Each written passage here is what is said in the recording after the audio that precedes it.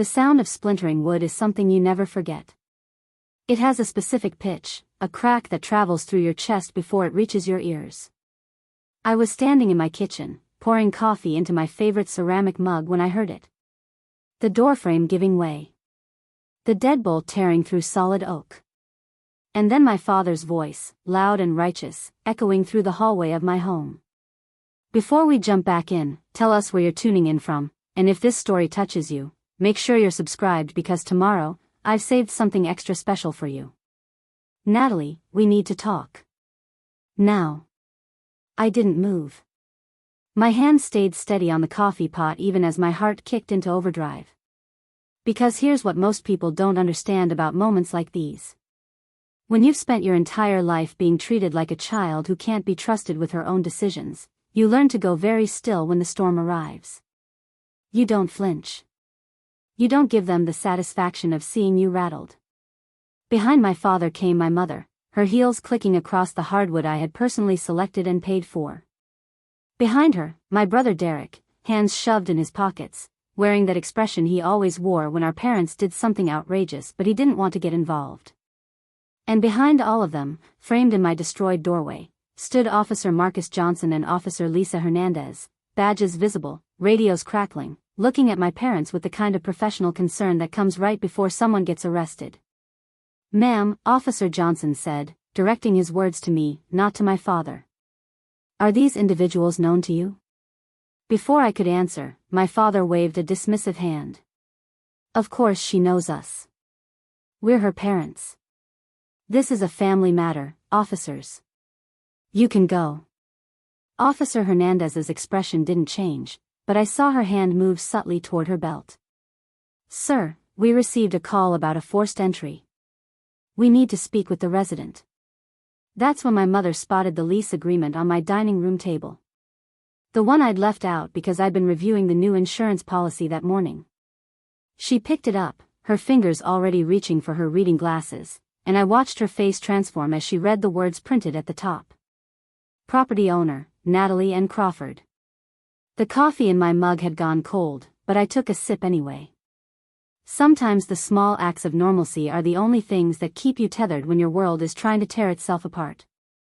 I grew up in Lake Oswego, Oregon, in a house that overlooked the water and pretended to be a home. My father built his wealth through commercial real estate development, the kind of work that involves a lot of handshakes with men in expensive suits and very little actual construction. He knew property values the way some people know scripture, could quote market trends like poetry, and believed that ownership was the truest measure of a person's worth. The irony of what would happen 30 years later in my own living room was not lost on me, even in the moment. My mother came from old Portland money, the kind that doesn't talk about itself but makes sure everyone knows it's there. She married my father because he had ambition and she had pedigree, and together they built a life that looked perfect from the outside. 2 children, a son first and then a daughter. A colonial house with a circular driveway. Memberships at the right clubs. But inside that house, love came with conditions and approval had to be earned daily. Derek was born to meet their expectations. Even as a child, he seemed to understand the script. He played the sports my father valued, brought home the grades my mother could brag about at book club, chose a business major without being asked. When he got engaged at 26 to a woman whose father owned a chain of car dealerships, my parents acted like he'd won the lottery. In their world, he had. I was different from the start, and that difference was treated like a defect that might be corrected with enough pressure. I drew pictures when I should have been studying economics. I asked questions that made dinner conversations uncomfortable. I chose art school over business school, graphic design over corporate management, creativity over security. Every choice I made felt like a small rebellion, and every rebellion was met with the same response. Disappointment delivered with surgical precision. "You're wasting your potential," my father would say, as if potential was a finite resource I was squandering on foolish dreams. "You're making things harder than they need to be," my mother would add, as if ease and correctness were the same thing. By the time I graduated, I had learned to keep my life private. I stopped telling them about freelance projects that excited me, stopped sharing when I landed a new client, stopped hoping they might ever see my work as legitimate. I moved into a small studio apartment in southeast Portland, paid my rent on time, and built my career one project at a time while they waited for me to fail and come crawling back to their version of safety. What they didn't know was that I was good at what I did. Really good. I had a talent for understanding what clients wanted before they could articulate it themselves, for turning abstract ideas into visual stories that made people feel something. My client list grew. My rates increased. I started saying no to projects that didn't align with my values, which is a luxury only financial stability allows. And then I started investing. It began small. A coworker mentioned house hacking, the practice of buying a multi-unit property, living in one unit, and renting out the others to cover your mortgage. I was 25 and skeptical, but I did the math. I looked at properties. I learned about FHA loans and owner occupancy requirements and cap rates. 6 months later, I bought my first duplex in the Jade District. I lived in the lower unit and rented out the upper. My mortgage was covered. I was building equity. I felt like I'd discovered a secret language that nobody had bothered to teach me in school. My parents knew I'd bought something, but I'd let them believe it was just a small condo, a starter place I'd probably outgrow. I didn't correct them when my mother told her friends I was renting. I didn't argue when my father suggested I should really think about getting a real job with benefits. I just smiled and changed the subject and kept building the life they couldn't see. By 28, I'd saved enough for a down payment on a second property, a small bungalow in Selwood that I renovated myself on weekends. I learned to tile, to patch drywall, to negotiate with contractors who tried to overcharge me because I was young and female. I rented it out to a couple of teachers who treated it like their own. The rental income covered that mortgage too, with enough left over to start saving for the next one. The third property was the loft in the Pearl District. The Riverside Lofts, Unit 412, with exposed brick walls, floor-to-ceiling windows, and a view of the Willamette River that made my chest ache every time I unlocked the door. It wasn't an investment property. It was mine. I bought it at 30, paid 20% down, and moved in the day escrow closed. I furnished it slowly, deliberately, with pieces that meant something. A leather couch from an estate sale. A dining table I'd refinished myself. Bookshelves I'd built to fit the awkward alcove by the kitchen. I didn't tell my parents I'd bought it. I let them think I was still renting. It was easier than explaining how I'd done it, easier than hearing my father question my decisions or my mother worry about what the neighbors would think. They visited exactly once, shortly after I moved in, and spent the entire time pointing out everything I should change. The walls were too dark. The furniture too modern. The neighborhood too urban. They left after 40 minutes, and I didn't invite them back. What I didn't realize then was that my silence had allowed them to construct a story about my life that had nothing to do with reality. In their version, I was struggling. Barely getting by. Living paycheck to paycheck in a rental I couldn't afford. Stubborn and foolish, refusing to accept help, too proud to admit I'd made mistakes. They told this story to relatives, to friends, to anyone who asked about me. Poor Natalie, always did things the hard way. We offered to help, but she won't listen. The truth was, I didn't need their help. I had 3 properties, a healthy investment portfolio, and a career I'd built on my own terms. I was doing more than fine. I was thriving. But they couldn't see it because I'd never given them the chance to, and they'd never bothered to ask. That distance, that deliberate privacy, became the fault line that would eventually crack wide open on a Saturday afternoon in October when my parents decided they'd had enough of my independence. The week before they broke down my door, my mother called. It was a Tuesday evening, and I was working on a branding project for a new coffee roaster in North Portland. I almost didn't answer, but some deeply ingrained sense of obligation made me pick up. "Natalie, we need to talk about your living situation," she said, skipping past any greeting. I put down my stylus and stared at the design on my screen. "What about it?" "Your father and I are concerned. You're 32 years old, you're not married, and you're living alone in that expensive neighborhood. It's not appropriate."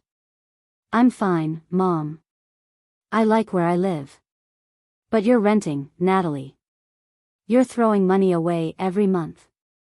Your father says you could buy something if you were smarter with your finances.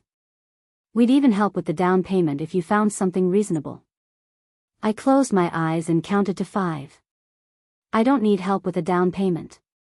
Pride isn't going to build you equity, she said, and I could hear my father's words coming through her mouth. We've found a nice condo in Beaverton. 2 bedrooms, good schools nearby for when you finally settle down. Your father knows the developer. We could get you a good price. I'm not moving to Beaverton, I said. There was a pause, and then her voice got sharper. Derek thinks you're being stubborn. He says you've always been like this, refusing help even when you need it. Derek can mind his own business, I said, more harshly than I'd intended. Another pause. Then, we're coming over on Saturday. We're going to sit down and talk about this properly. You can't keep avoiding reality. I'm not avoiding anything, I said, but she'd already hung up. Preparing and narrating this story took us a lot of time, so if you are enjoying it, subscribe to our channel, it means a lot to us. Now back to the story. I should have seen it coming. Should have recognized the pattern. My parents had never been good at accepting no as an answer. When I'd chosen art school, they'd showed up at my dorm with brochures for business programs. When I'd moved into my first apartment, they'd arrived unannounced with a moving truck full of furniture I hadn't asked for. When I'd started dating Tyler, a software developer they deemed not ambitious enough, they'd invited us to dinner and spent 2 hours listing his inadequacies. But I was an adult now. I had my own space, my own life, my own locked door. I thought that would be enough. I thought boundaries, once established, would be respected. I was wrong. Saturday morning started quiet. I woke up early, made coffee, and settled onto my couch with my laptop to review some contracts. The light coming through my windows was soft and golden, the kind of October light that makes everything feel possible. I'd been thinking about buying a 4th property, maybe something in St. John's that I could turn into a short-term rental. The numbers were good. The neighborhood was up and coming. I had the capital. At 10:30, my phone buzzed. A text from Derek. Mom and Dad are on their way to your place. Tried to talk them out of it. Good luck. I stared at the message. On their way. Without asking. Without permission. Just like always. I texted back. I'm not home. It was a lie, but I wasn't in the mood for an ambush.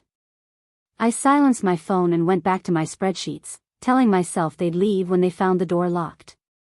At 11:15, I heard voices in the hallway. My father's, loud and insistent.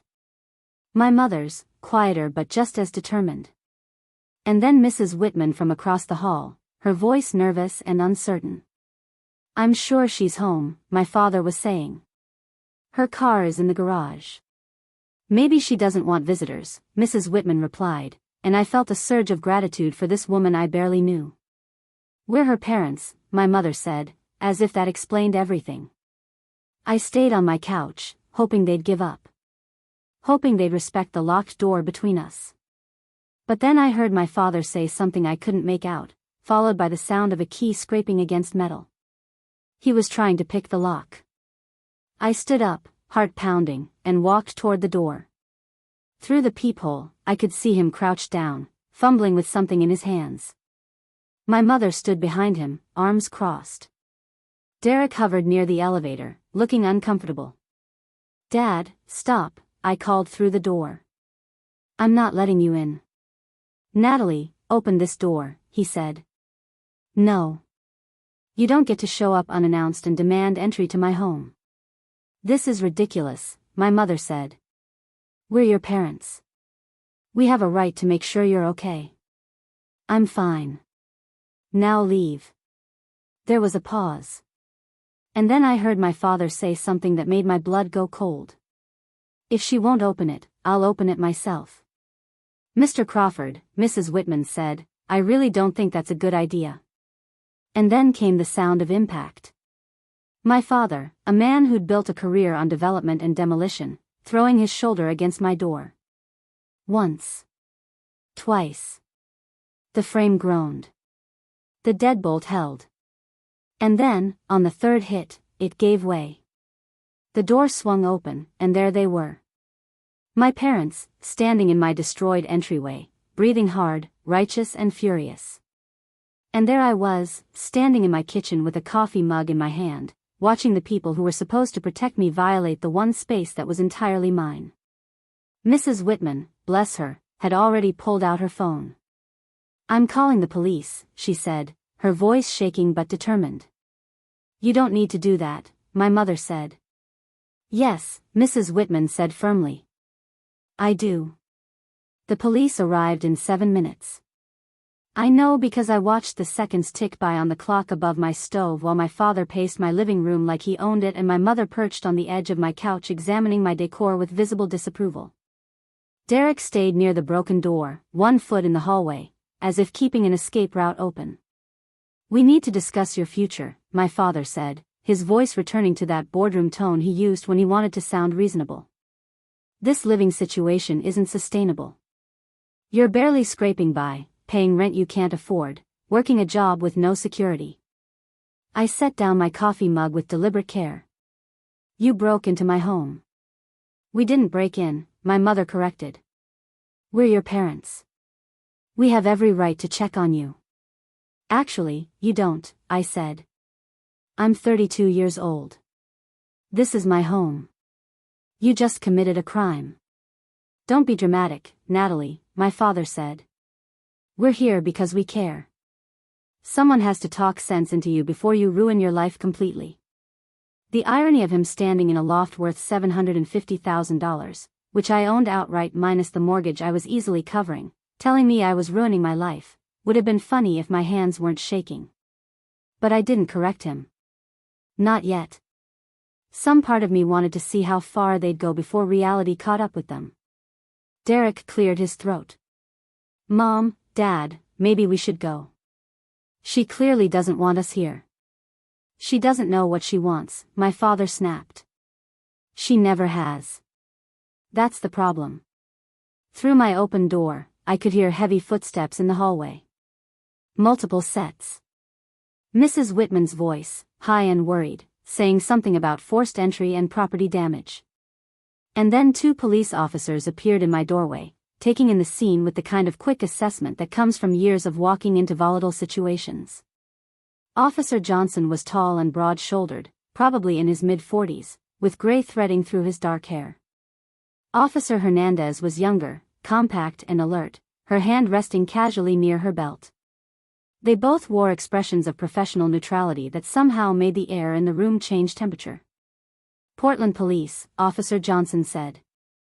"We received a call about a forced entry at this address." He looked at me.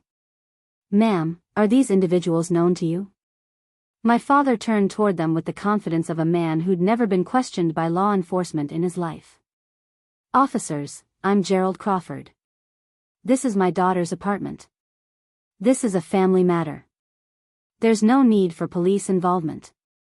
Officer Hernandez's gaze moved from my father to the splintered doorframe to me. "Ma'am, I need to hear from you. Do you know these people?" "Yes," I said. "They're my parents. And my brother. They forced their way into my home approximately 10 minutes ago after I refused to let them in." "We did not force our way in," my mother said, her voice tight. "We're her family. We were concerned." Officer Johnson pulled out a notepad. "Sir, ma'am, I'm going to need you to step into the hallway while we speak with the resident." "This is absurd," my father said. "We're not criminals. We're parents trying to help our daughter." "Sir," Officer Hernandez said, and there was steel under the courtesy. "Step into the hallway. Now." For the first time in my life, I watched my father comply with an order he hadn't given himself. He moved toward the door, my mother following, both of them radiating indignation. Derek went with them, hands still in his pockets, looking like he wanted to be anywhere else. Officer Johnson waited until they were out of earshot, then turned to me. "Ma'am, can you tell me what happened here?" I walked him through it. The phone call earlier in the week. The unwanted visit. My refusal to open the door. The sound of my father breaking through it. Mrs. Whitman calling for help. My voice stayed steady, factual, the way you learn to sound when emotion will only muddy the water. Do you feel safe right now? Officer Hernandez asked. No, I said. I don't. Do you want to press charges for the forced entry and property damage? I hesitated. Pressing charges against your own parents feels like crossing a line you can't uncross. It feels like admitting that the relationship is broken beyond repair. But standing there in my home with my destroyed door and my violated space, I realized the relationship had been broken for a long time. I'd just been pretending the cracks were still holding. Yes, I said. I want to press charges. Officer Johnson nodded and made a note. We'll need to document the damage. Do you have renter's insurance? I own the property, I said. Both officers looked up. Officer Hernandez glanced around the loft with new attention. You own this unit? Yes. I bought it 2 years ago. Does your family know that? No, I said. They think I'm renting. They've always thought I was barely getting by. Something shifted in Officer Johnson's expression. Understanding, maybe. Or recognition of a story he'd seen play out in different variations across hundreds of calls. Ma'am, do you have documentation of ownership? It might be relevant. I walked to my dining table and picked up the lease agreement I'd been reviewing that morning. Except it wasn't a lease. It was the property insurance renewal with my name listed as the owner. I handed it to Officer Johnson and watched him read it, then pass it to Officer Hernandez. The Riverside Lofts, Unit 412, Officer Hernandez read aloud. Property owner, Natalie and Crawford. She looked at me. Your parents broke into a home you own to tell you that you need to buy a home. The absurdity of it hung in the air like smoke. I didn't laugh. I didn't cry. I just stood there feeling the weight of 32 years of being underestimated settle into something that might have been vindication if it didn't hurt so much. Officer Johnson went to the door and called my parents back in. They entered with Derek trailing behind, all three of them wearing expressions that suggested they expected this inconvenience to be resolved in their favor. Mr. and Mrs. Crawford, Officer Johnson said. We've spoken with your daughter. She's indicated that you forced entry into her home after she explicitly refused you access.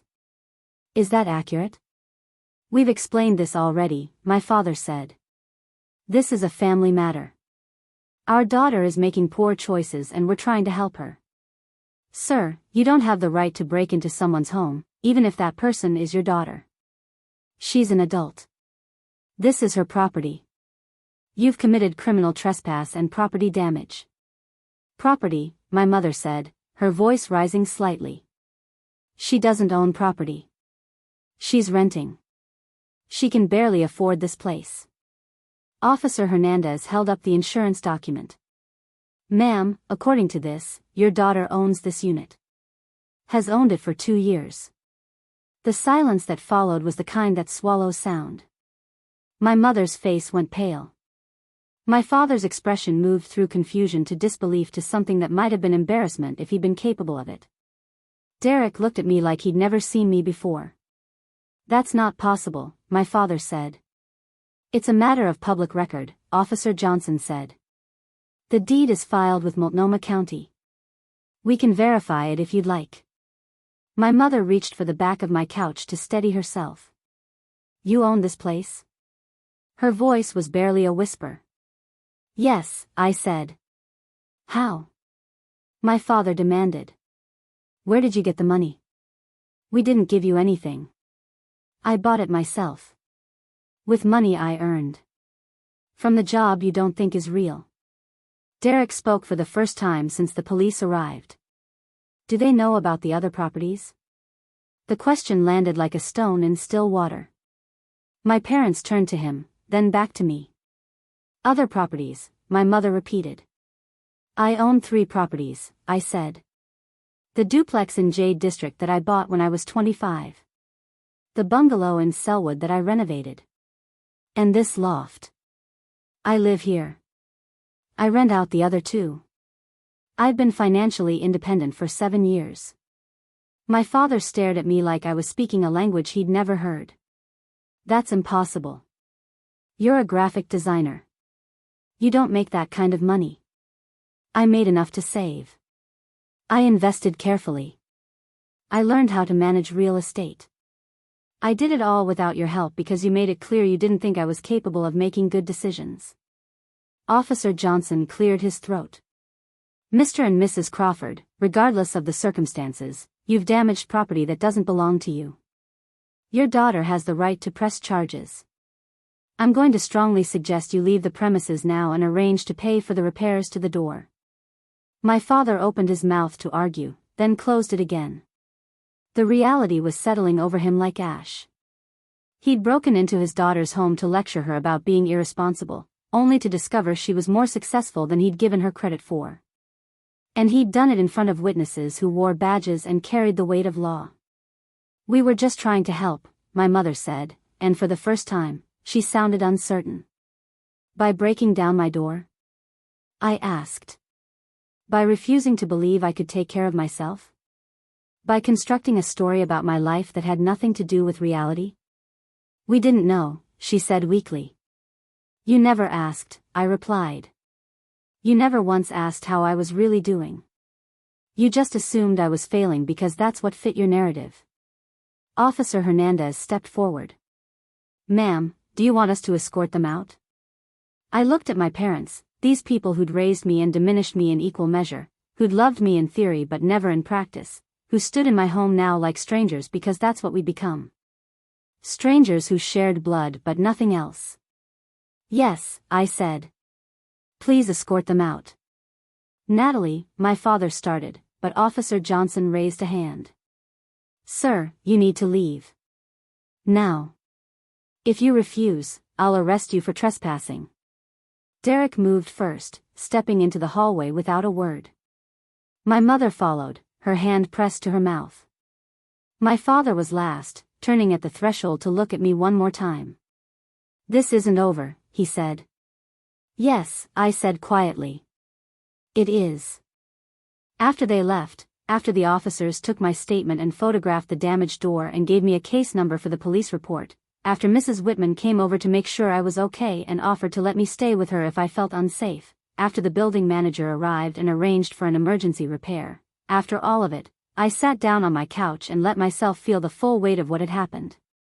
My parents had broken into my home. They'd violated the one space that was entirely mine. They'd done it because they couldn't imagine a version of my life where I succeeded without them, where I built something they didn't control, where I proved them wrong about who I was and what I was capable of. And now they knew.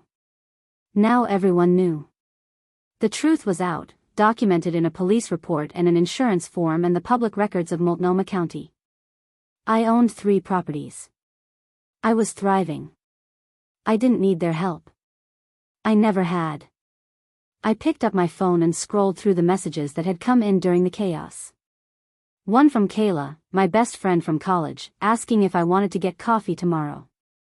One from Tyler, saying he'd drop by after his shift if I needed company.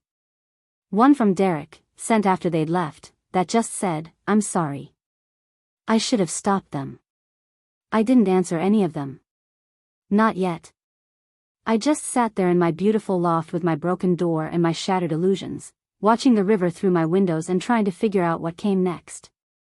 Because this was the revelation, the moment where the truth broke through and changed everything. But revelation isn't resolution. It's just the beginning of a much longer, much harder conversation. The door repair took 3 hours. The building manager, Mr. Kim, sent up one of his maintenance contractors, a patient man named Tom, who replaced the entire frame and installed a new deadbolt that could survive anything short of a battering ram. While he worked, I sat at my dining table and returned emails, trying to act like this was a normal Saturday, like my parents hadn't just committed a crime in my living room. Tom finished around 4 in the afternoon. He handed me 2 new keys and a receipt. Your building manager said to bill him directly. He'll sort it out with your folks. Thank you, I said, and meant it for more than just the door. After he left, I locked the new deadbolt and tested it 3 times. Solid. Secure. Mine. Then I called Kayla. She answered on the second ring. Hey, I was just thinking about you. Coffee tomorrow still good? Can you come over now instead? I asked. Something happened. She heard it in my voice. I'll be there in 20 minutes. Kayla arrived with a bottle of wine and a bag of takeout from the Thai place we both loved. She took one look at my face and didn't ask questions, just set everything on the counter and pulled me into a hug that lasted longer than words would have. We sat on my couch with plates of pad thai and glasses of wine, and I told her everything. The phone call. The unwanted visit. The broken door. The police. The look on my parents' faces when they realized I owned the place they'd been pitying me for renting. Kayla listened without interrupting, which is a rare gift. When I finished, she took a long sip of wine and shook her head. I know I'm supposed to say something wise right now, but honestly, I just want to say your parents are assholes. I laughed, surprising myself. They are. You've been keeping this whole real estate empire quiet for how long? 7 years, I said. Since I bought the duplex. Why didn't you tell them? Because they would have found a way to make it about them. Or they would have tried to manage it for me. Or they would have told me I was doing it wrong. It was easier to just let them think I was struggling. That's so messed up, Kayla said. You shouldn't have to hide your success from your own family. I know. But I did it anyway. And now here we are. She leaned back against the cushions. So what happens now? Are you pressing charges? I already gave a statement to the police. They have the case number. The door repair is documented. My parents will probably get a citation for criminal trespass and property damage. Will they pay it? I don't know. Probably. My dad's too proud to let something like this go on his record. And after that? I stared at my wine glass. After that, I have no idea.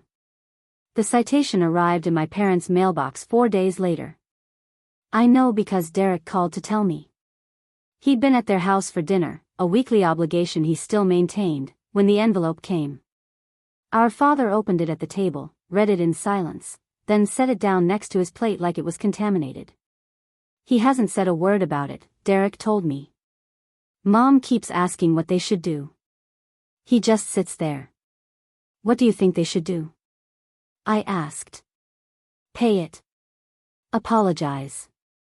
Leave you alone. Derek's voice was quiet. I should have stopped them, Nat. I knew it was wrong. I just didn't want to get in the middle. You're always in the middle, I said. That's the problem with being the golden child. You get to stay neutral while the rest of us bleed. He was silent for a moment. You're right. I'm sorry. After we hung up, I sat on my couch and tried to imagine my father's face as he read that citation. Criminal trespass.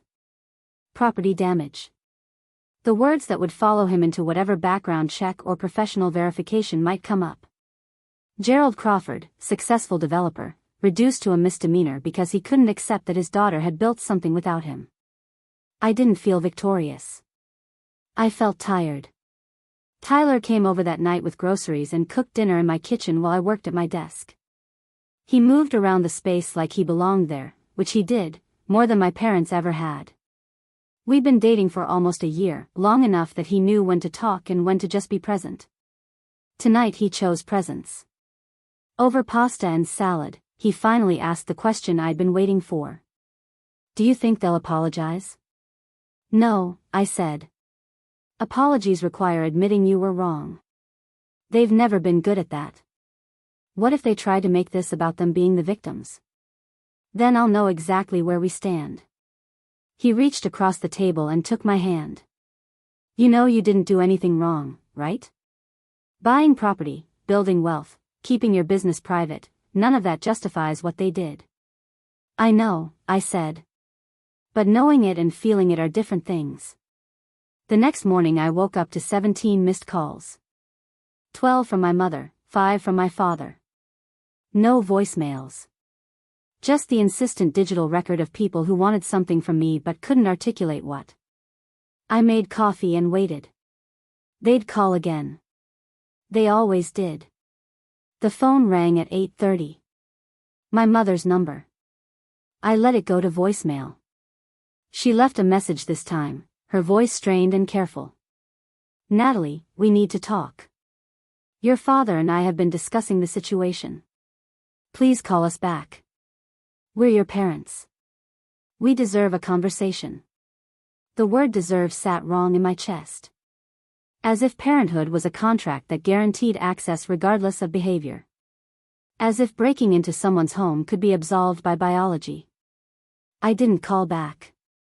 Instead, I went to Morning Grounds, the coffee shop 3 blocks from my loft, and set up my laptop at a corner table. I had client work to finish, a branding presentation due by end of week, and sitting in my apartment waiting for my parents to ambush me again wasn't productive. The coffee shop was busy with the Saturday morning crowd. People in athletic were coming from yoga classes, students with textbooks spread across tables, couples sharing pastries. Normal life happening all around me while mine felt suspended in some strange waiting period. I was deep into color palette adjustments when a shadow fell across my screen. I looked up, expecting a barista asking if I needed a refill. Instead, I found my mother standing beside my table, purse clutched in both hands, looking smaller than I remembered. I found your car in the parking garage, she said. I remembered you liked this place.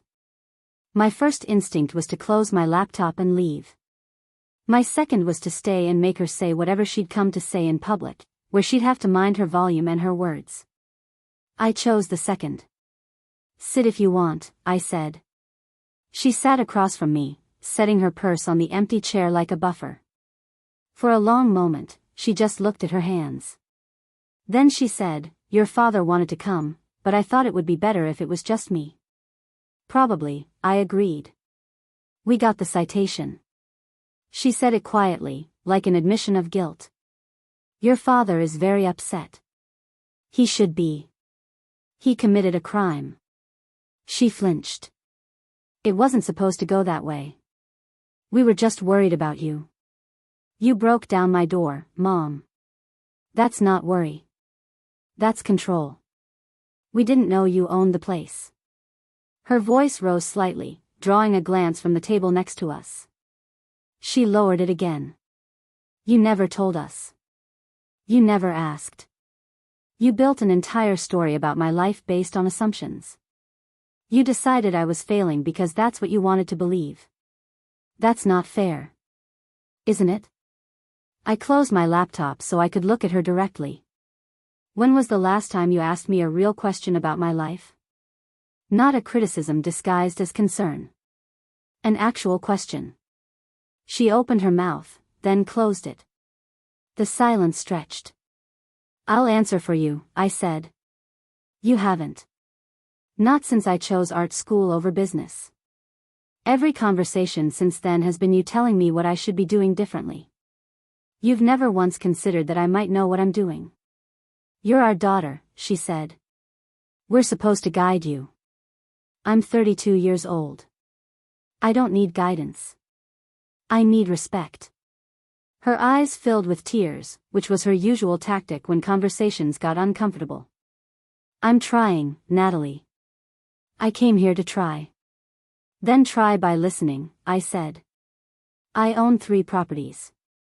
I manage them well. I have a career I love.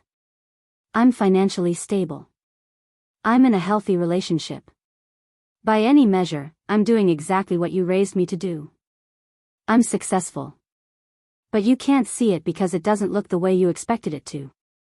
We just wanted what was best for you. No, I said. You wanted what was comfortable for you. There's a difference. She pulled a tissue from her purse and dabbed at her eyes. What do you want from us? I want you to acknowledge what you did. I want you to pay for the door. I want you to stop showing up uninvited. And I want you to accept that my life is mine to live. And if we do all that, then maybe we can start rebuilding. But it starts with you understanding that you don't get to break things and then demand I fix them. She nodded slowly, folding and refolding the tissue. Your father won't like this. My father doesn't have to like it. He just has to comply with it. She stood, gathering her purse. I'll talk to him. Mom, I said, stopping her before she turned away. If he shows up at my home again without permission, I'll call the police. I need you to know that. Her face tightened. You'd really do that? I already did it once.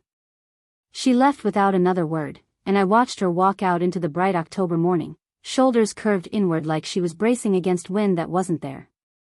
I opened my laptop and stared at the screen, but the colors and fonts swam together. My hands were shaking. Confronting your parents, setting boundaries with the people who raised you, feels like trying to renegotiate gravity. It's necessary, but it goes against every instinct you've been trained to have. My phone buzzed. A text from Derek. Mom just called. Said she talked to you. Dad is losing his mind. I texted back. Not my problem. 3 dots appeared, disappeared, appeared again. Then, he wants to meet. Says he'll apologize. I stared at the message. My father didn't apologize. In 32 years, I couldn't remember a single instance of him saying he was sorry for anything. Admitting fault wasn't in his vocabulary. When? I typed. Tomorrow. Lunch. He suggested that Italian place downtown you like. Marcello's. The fact that he knew I liked Marcello's surprised me. I'd mentioned it once, maybe 2 years ago. The fact that he remembered felt significant, though I wasn't sure if that significance meant anything real. I'll think about it, I sent back. Kayla called that afternoon. I'd texted her the basic details of the coffee shop encounter, and she'd responded with a string of emojis that ranged from supportive to outraged. Now, on the phone, her voice was careful. Are you going to meet him? I don't know, I said. Part of me thinks he deserves a chance to make this right. The other part thinks it's a trap. What does Tyler think? He says it's my decision. But he offered to come with me if I want backup. I lay on my couch, phone pressed to my ear, staring at the ceiling. Do you think people actually change? Like fundamentally? Some do, Kayla said. But usually only after they've hit bottom. Has your dad hit bottom? Having a criminal citation for breaking into your daughter's home feels pretty close to bottom. She laughed, a short, sharp sound. Okay, fair. So maybe he has. But Nat, you don't owe him forgiveness just because he's finally facing consequences. I know. Do you though? Because you have this tendency to smooth things over. To make yourself smaller so other people can be comfortable. She wasn't wrong. I'd spent most of my life doing exactly that. Making myself digestible. Palatable. Easy to deal with. It was a survival skill I'd learned young and practiced for decades. If I meet him, I said slowly, I'm going to say everything I need to say. No smoothing. No shrinking. He's going to hear it all. Good, Kayla said. And if he can't handle it, that's his problem, not yours. That night I made a list. Not a physical one, just mental inventory of everything I wanted to say to my father if I gave him the chance. The years of dismissal. The constant undermining. The way he'd talked about me to others like I was a burden or a disappointment. The story he'd constructed where I was failing while I was actually succeeding.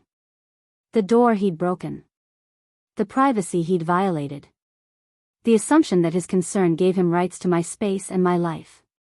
The list was long. Exhausting. Necessary. Around midnight, I texted Derek. Tell him I'll meet him. 1 o'clock at Marcello's. Just him. Not Mom. Not you. Just him. The response came quickly. He says okay. I set my phone down and looked around my loft. The new door. The furniture I'd chosen. The art on the walls. The view I'd worked for. All of it mine. Built by me. Proof of a life that didn't need his validation but had suffered from his constant judgment. Tomorrow I'd sit across from him and draw the lines that should have been drawn years ago. Tomorrow I'd stop protecting him from the consequences of his choices. Tomorrow I'd find out if my father was capable of being the parent I'd needed him to be all along. I slept poorly that night, dreams full of locked doors and voices I couldn't quite hear. When I woke, the morning felt heavy with anticipation. I dressed carefully, choosing clothes that made me feel competent and in control. Black pants, a gray sweater, boots with a solid heel. Armor that looked like business casual. Tyler texted at 11. "You sure you don't want company?" "I'm sure," I wrote back. "But thank you. Call me after." "Promise." Marcello's was busy with the Sunday lunch crowd, families and couples filling the warm space with conversation and the smell of garlic and fresh bread. I arrived 10 minutes early and asked for a table near the back, somewhere we could talk without being overheard. The hostess seated me by a window that looked out onto a small courtyard garden, bare branches casting shadows on brick. My father arrived exactly at 1 o'clock. He'd always been punctual, a trait I'd inherited. He spotted me and walked over, moving with the careful precision of someone trying not to appear uncertain.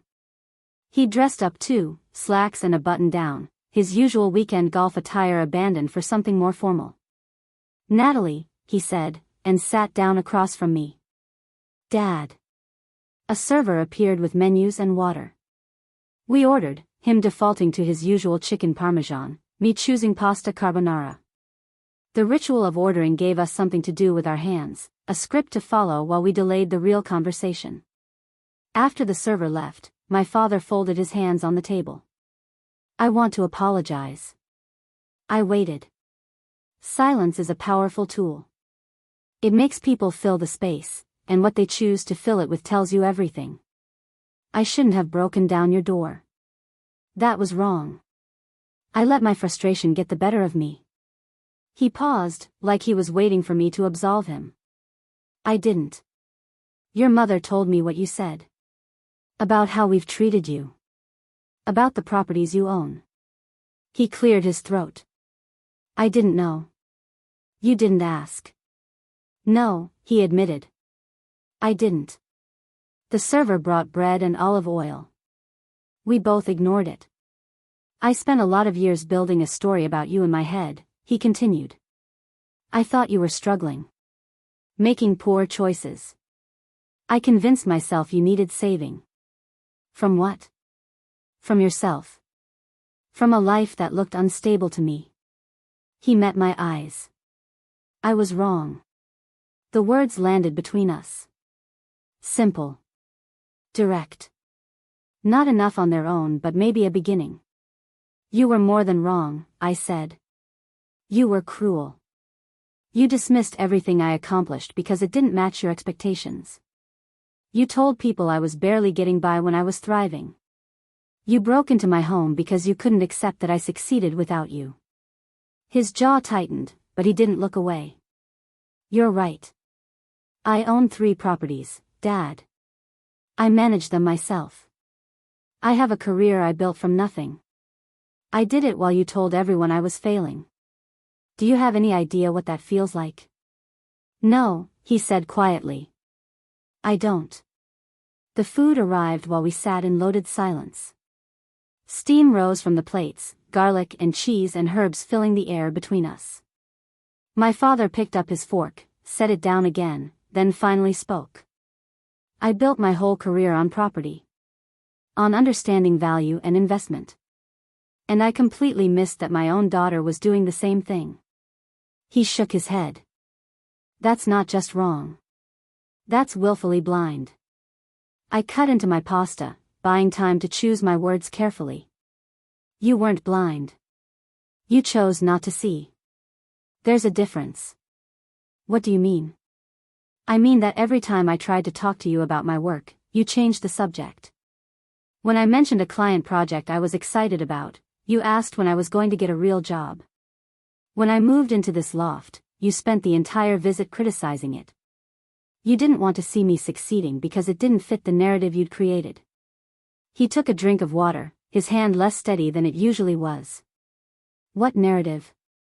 That I was the family disappointment. That Derek was the success and I was the cautionary tale. It gave you something to fix, something to manage. As long as I was failing in your eyes, you had a purpose in my life. The accusation hung there, sharp and unvarnished. Other diners laughed at nearby tables. Silverware clinked against plates. Normal Sunday afternoon sounds while we dissected decades of dysfunction. Is that really what you think? His voice was rough. That I wanted you to fail? I think you needed me to need you. And when I stopped needing you, you couldn't handle it. He set down his fork and stared at his plate. When you were little, you used to bring me your drawings.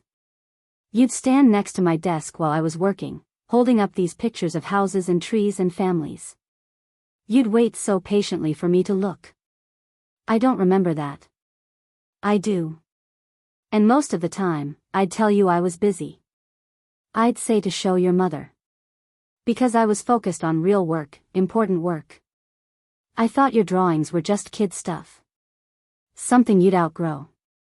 The memory surfaced as he spoke. Standing in his home office doorway, clutching construction paper, waiting for acknowledgement that rarely came. I'd forgotten those moments, or maybe I'd buried them. You did outgrow it, he continued. You stopped showing me things. By the time you were in middle school, you'd stopped asking for my opinion on anything.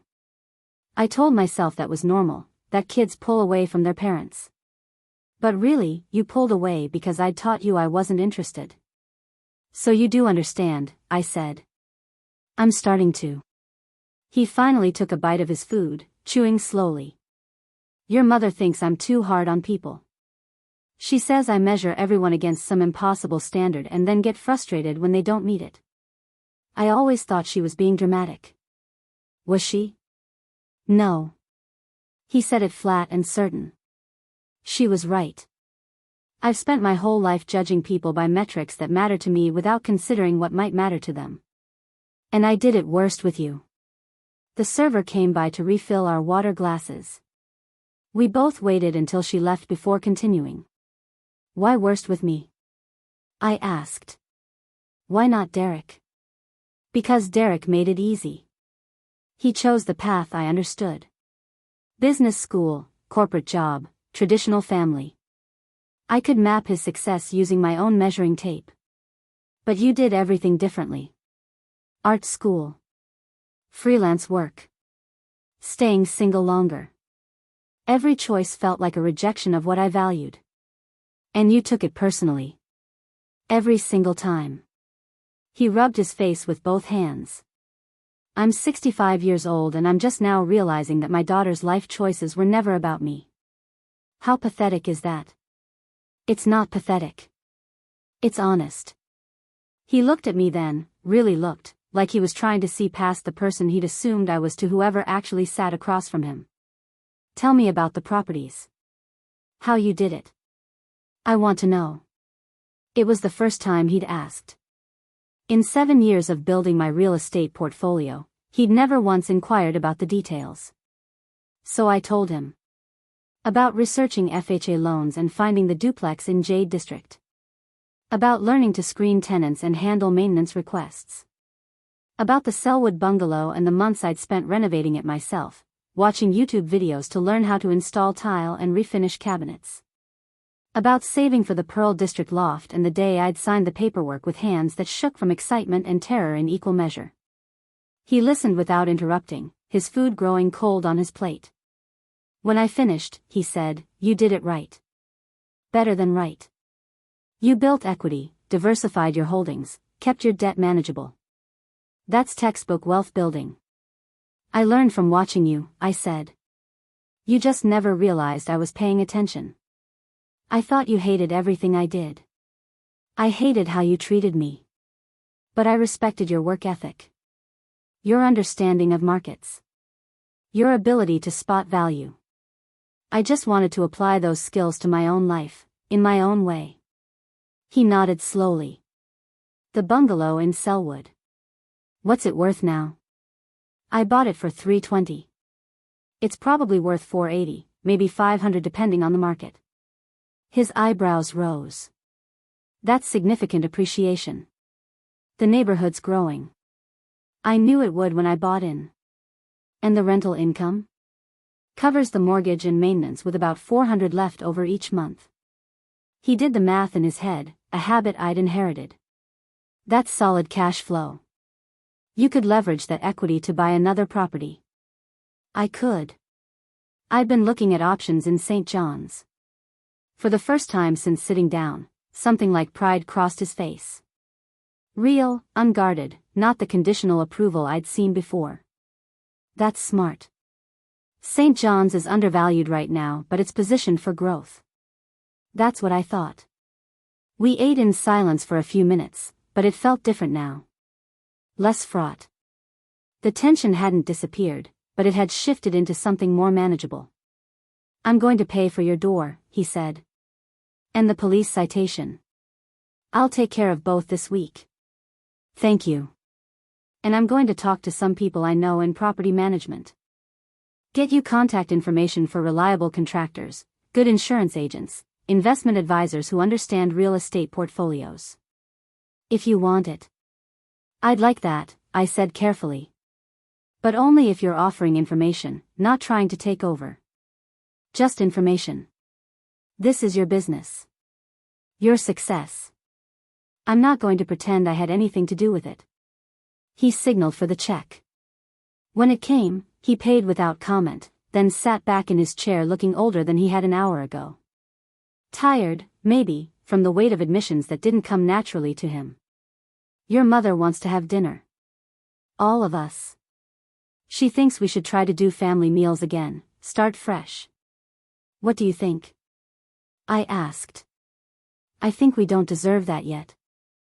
I think we need to earn our way back into your life, not just show up and expect you to forgive us because time passed. The honesty surprised me. What are you suggesting? I'm suggesting I take responsibility for what I did. I pay for the damages. I respect your boundaries. And if, down the road, you decide you want to try family dinners again, that's your choice. Not ours to demand. And Mom? She's struggling with this more than I am. She keeps saying we're your parents, like that means we get automatic access. I'm trying to help her understand that's not how it works anymore. We walked out together into the afternoon sun. The courtyard garden looked different in daylight, the bare branches casting precise shadows across brick and concrete.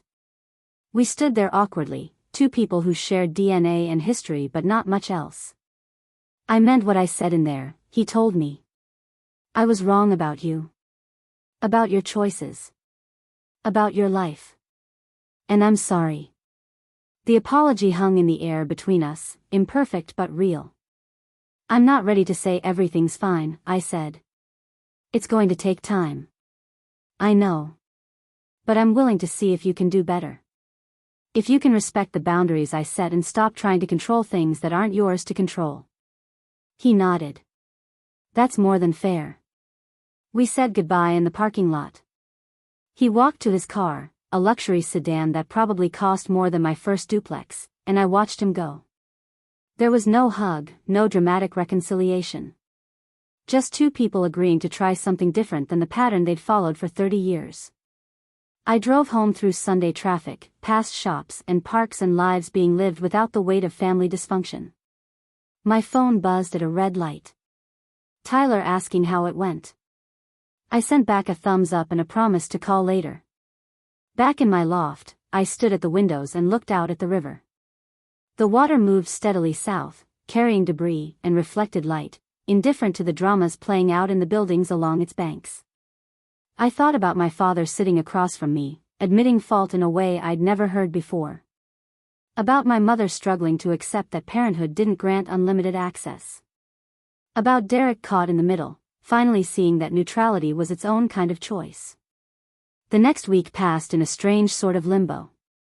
My father's check arrived on Tuesday, covering both the door repair and a generous amount extra for my trouble. No note, just his distinctive signature at the bottom. The citation was paid Wednesday, according to Derek, who'd apparently witnessed our father writing the check with what he described as grim determination. My mother called Thursday evening. Her voice was brittle, like ice on the edge of breaking. Your father says I need to respect your space. That I can't just drop by anymore. That's right, I said. But you're my daughter. And I'm also an adult with my own home and my own life. If you want to see me, you ask first.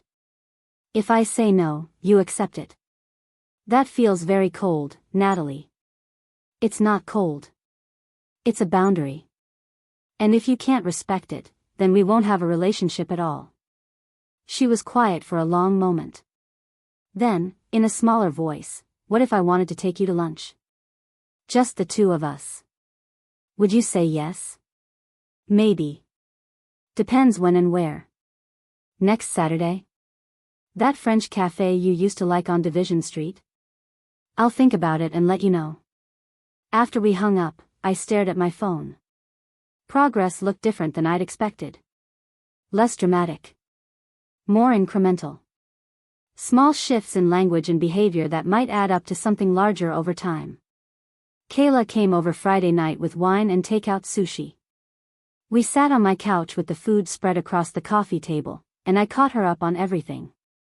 The lunch with my father. The payment for the door. My mother's lunch invitation. Are you going to go? Kayla asked, expertly maneuvering a piece of salmon roll with her chopsticks. Probably. It feels important to give them chances to do better. I just need to make sure I'm protecting myself in the process. That's growth right there. She pointed at me with the chopsticks.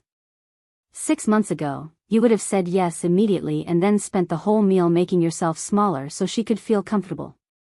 6 months ago, they hadn't broken into my home. True. She popped the sushi in her mouth and chewed thoughtfully.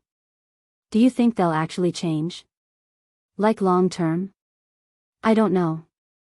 My father seems to get it more than my mother does. He understands he violated something fundamental. She's still operating from a place of entitlement. What happens if she can't adjust? Then I'll have a relationship with my father and not with her. Or maybe neither of them. I get to decide what I can handle. Look at you, setting boundaries like a functional adult. I laughed. Only took 32 years and a criminal trespass citation. Tyler stopped by after Kayla left, letting himself in with the key I'd given him a few months earlier.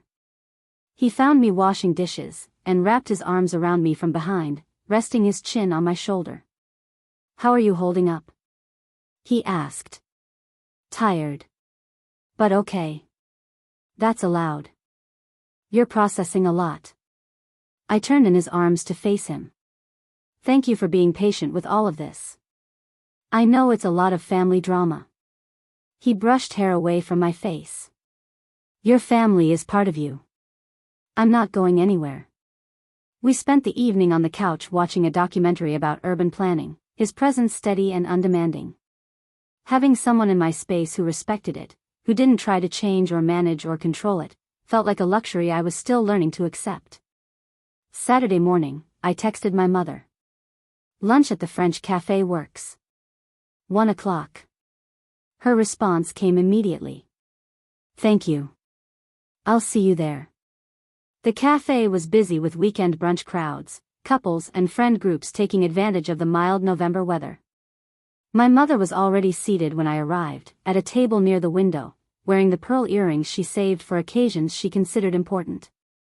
Thank you for coming, she said as I sat down. You're welcome. We ordered, exchanged pleasantries about the weather and the neighborhood, danced around the real conversation until our food arrived. Then she set down her fork and looked at me with something that might have been courage. I don't know how to do this, she said. How to be your mother without trying to manage your life. It's all I've ever known. Then you need to learn something new. I'm trying. But every instinct I have says to ask about your bills, your retirement planning, whether you're eating well. To offer help even when you don't need it.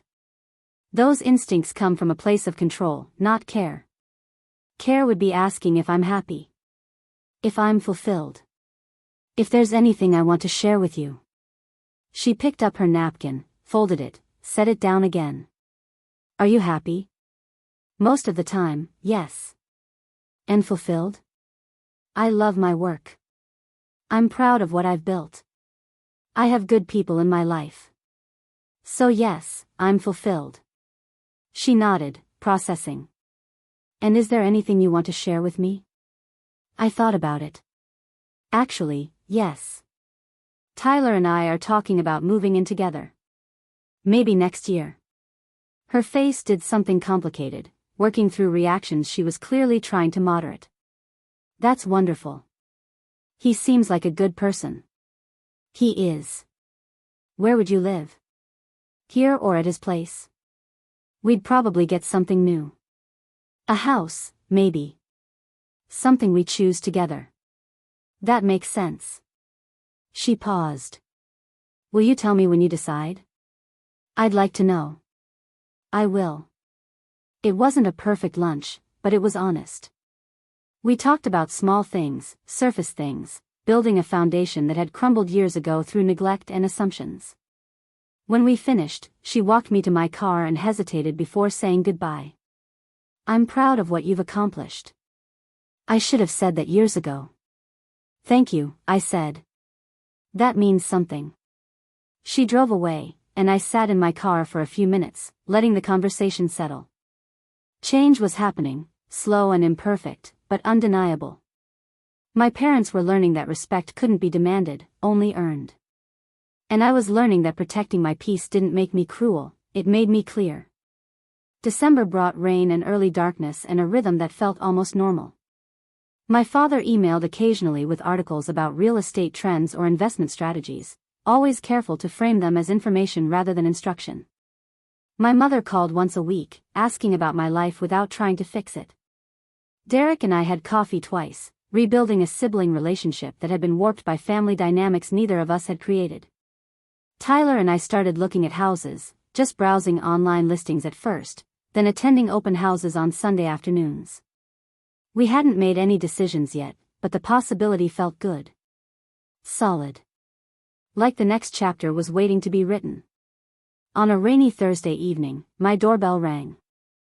I checked the video screen and saw my father standing in the hallway, holding an umbrella and a manila folder. I opened the door. I should have called first, he said. I'm sorry. I can come back. It's okay. Come in.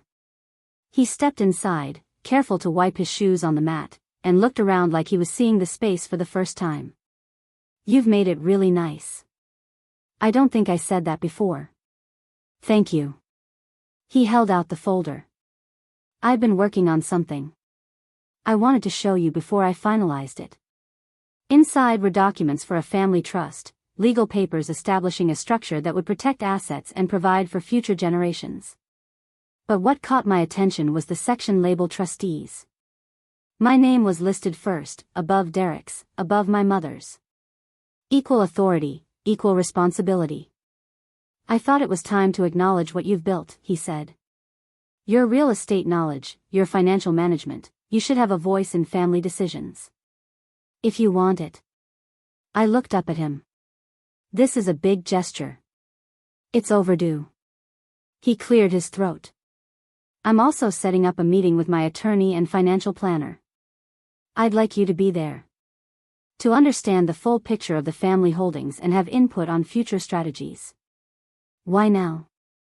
Because I'm getting older and I finally understand that legacy isn't about control from the grave.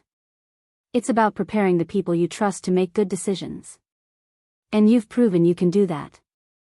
We talked for an hour about the trust structure, about investment strategies, about the properties he owned and the ones I managed. It was the conversation we should have had years ago, but it was happening now, and that mattered. After he left, I called Kayla. He's really trying, I told her. Like actually trying. How does that feel? Strange. Good strange, but still strange. I spent so long expecting nothing from them that getting something feels disorienting. You're allowed to accept it, she said. You're allowed to let them grow. Christmas came with an invitation to dinner at my parents' house. Tyler came with me, his hands steady in mine as we walked up to the door I'd walked through 1,000 times before. My mother had cooked, my father had set the table, and Derek arrived with his wife and their toddler, who immediately made my loft seem too quiet by comparison.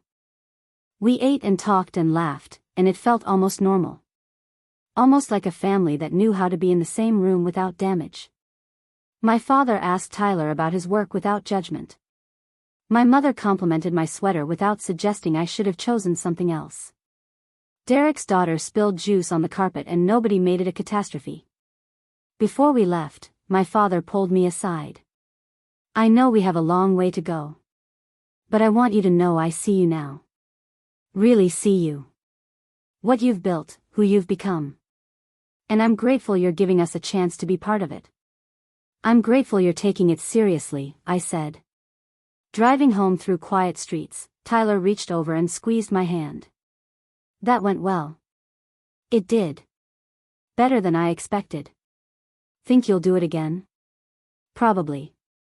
We're not fixed, but we're trying. That's enough for now. Back in my loft, I stood at the windows and looked out at the city lights reflecting off the wet pavement. The door my father had broken was gone, replaced by one that locked solid and secure. The life I'd built was still mine, still protected, still thriving. But now there was space in it for people who'd learned to respect boundaries, who'd proven they could change. It wasn't the ending I'd imagined when my parents broke down my door and the police arrived to find the truth written in property records and lease agreements. But it was real. Messy and imperfect and slowly healing. Sometimes that's what family becomes, not the story you're born into, but the one you're brave enough to rewrite. Up next, you've got 2 more standout stories right on your screen. If this one hit the mark, you won't want to pass these up. Just click and check them out.